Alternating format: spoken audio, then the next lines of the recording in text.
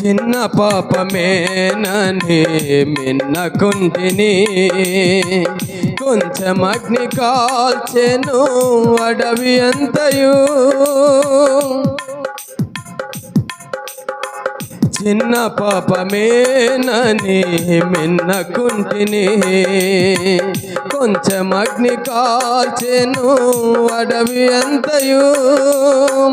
పాపము పరిపక్వమాయెను,